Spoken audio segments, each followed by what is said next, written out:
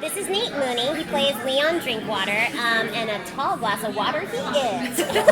Oh, and this is the vivacious Deborah Baker Jr., and she plays Denise Miller. On Stand Against Evil, that you can watch season 3, Halloween night. Halloween. Wednesdays. All Hallows Eve premiere, season 3. Yeah. And you can binge watch seasons 1 and 2 on Hulu. Okay, awesome. So, what approached you guys to your characters first of all? Like when you first maybe read the scripts or read a little bit about it, like what attracted you to them?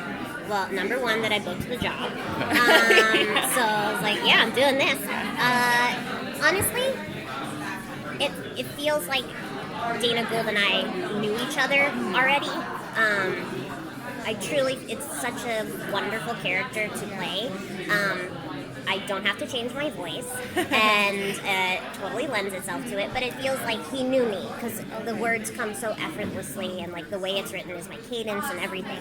Everyone's always like, so great he wrote that role for you. I was like, oh no, I auditioned many times. I fought people for this role.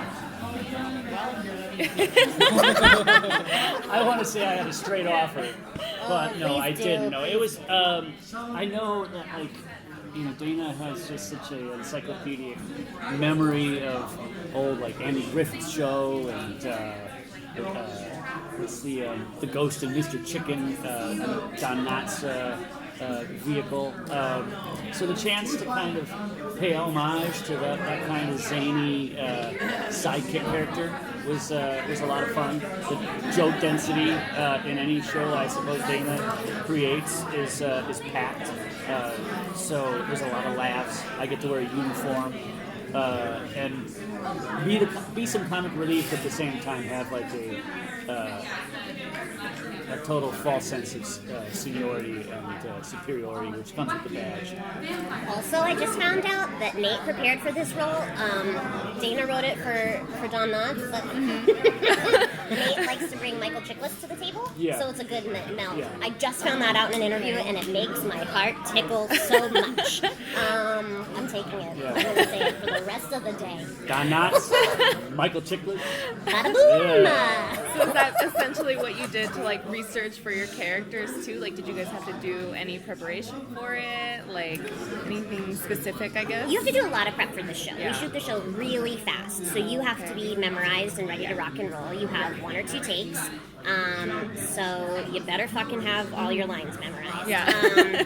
So luckily, this group is stellar, so you can show up and be like, oh man, I don't have to worry about this one. You can show up and be like, yeah, we have our lines and we can truly just play and go for it, and we're gonna get it in 1 or 2 takes, and we're gonna have to move on. Okay. But Dana wrote Stan with his dad. Stan is Dana's dad, and Denise is kind of Dana growing up. So I have him there all the time saying stories. And obviously I put my own twist on it. I don't think Dana was running around with unicorn dresses, but maybe he was. I don't know. Home videos, can't wait. But we're clearly the silliest characters on the show, and I think that really all the characters, but especially us, we're outlined in bold strokes, and so that is it's nice to have that kind of anchor, to know that it's really clear how goofy we are. It's really clear that we have unconventional desires, and that's easy to step into. There's not a lot of gray. And then, as Deborah said, we do a lot of work on set because we do find new things on the day, and that keeps it fresh for us. But you have to kind of just tap into the limitless possibilities of these 2 characters. Yeah, and we're able to improvise so much, so we do everything on the page, but Dana really encourages us to, because we're all so strong in the comedy world, please, if you have another weird button or something, do it. So you can really get freaky on this show. I can really go for it. It sounds like everybody has really great chemistry on set too. So is there any memorable moments that you guys can recall? Maybe one of your favorite times on set, Well, behind the scenes? I make Nate be my best friend when we go to Atlanta, much to his chagrin. I'm constantly like knocking on his door, like, let's go for a bike ride, let's go get ice cream, let's be friends forever. So Yeah, a lot more ice cream than bike rides. Yeah, I that's have to true. admit. That's 100% true.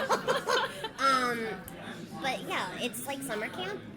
So when you shoot somewhere else that's not your home, you're not going home and like doing your own thing. You're like going back and being like, all right, I don't have any other friends here. I hope I like my cast, which we're so fortunate to have because we get to go on so many adventures. And like, I truly have done more things in Atlanta than some of the crew who's lived there their whole life. They're like, Deborah, you've like done so much. And I'm like, it's a great city.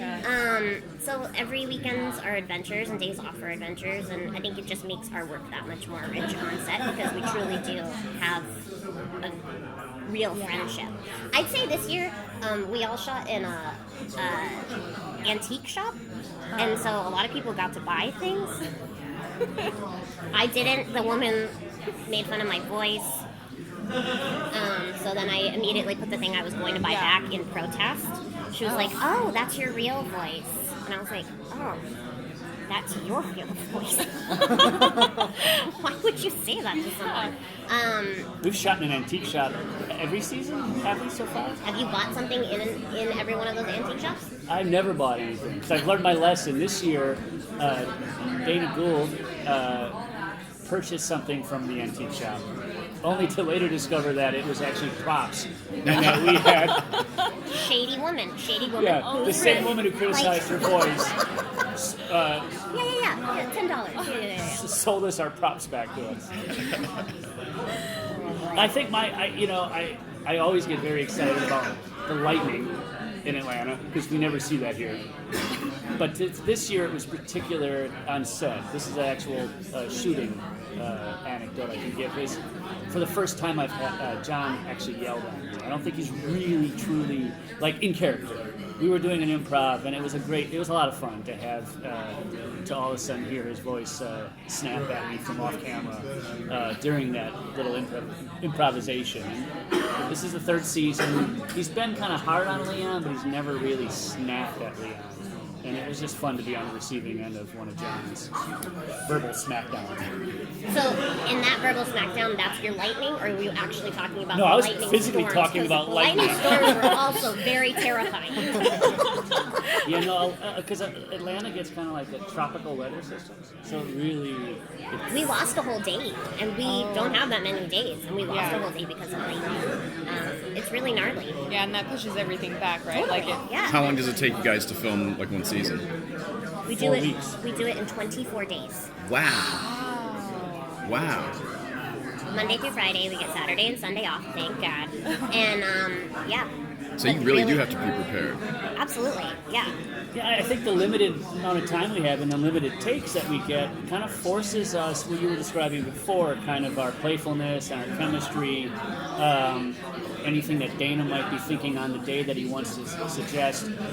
You can't be precious. You got to put it out there right away because you only might have 2 takes or even 1 take, and you're moving on. So it's not something you can sit back and kind of pick apart in your own brain before you share it with the rest of the cast. You got to kind of just throw it out there, and if it's good, you'll know by your castmates, by the rest of the crew, and that makes it a lot easier to move on to the next shot, thinking that you might have just got something that was special. I tell Nate when he's not doing well, though. I just whisper it in his ear, like, that was awful. But you can't do it again, so. And if she's not close enough to whisper, she stands behind the monitors and just like waves. I think we have a lot of challenges on this show. It's between the lightning, the short days, and then trains. If you watch our show and you want to find some Easter eggs, we have a fucking train situation in every single scene. I don't know what the locations person is thinking, but we seriously sometimes have to wait for trains. Why is a train 30 minutes long? I don't know, but now we have to wait for it, and it's crazy. This year for season's wrap gifts, Dana and our director Rob Cohen gave everybody hats that was just like a train, and it just said "Stand Conceal." Because it truly is number. I would always say, "Here comes 33 on the call sheet. Late again. Has to be a diva." Yeah. We're gonna have to really do like a Stand By Me episode. Fucking trains, man. Who's gonna be the one who dies? Probably I'll take it for the team. Last question. Speaking of difficulties, like what are maybe some other hiccups that you guys come across while filming this? Since it is like 24 days that you guys have tops, like are there any other things that might get in the way, or maybe like scenes where you have to like really So many tap things. into things? So many things. So we shoot everything on location. So we don't have a studio like all those fancy Marvel people in Atlanta. No, we are in the dirt. There's critter people like pulling snakes out, and I got 2 of them, and I'm like, only 2? I feel like maybe you should go back to 1 more snake. People are constantly getting like bugs. I throw so many chemicals all over myself. We are in houses we were in one house that was like lopsided, so you felt like you were having vertigo inside of it, because I'm pretty sure if like we put one more person in, it was gonna like cave in. So many Yeah, it's fun easy things. to get a location when it's abandoned.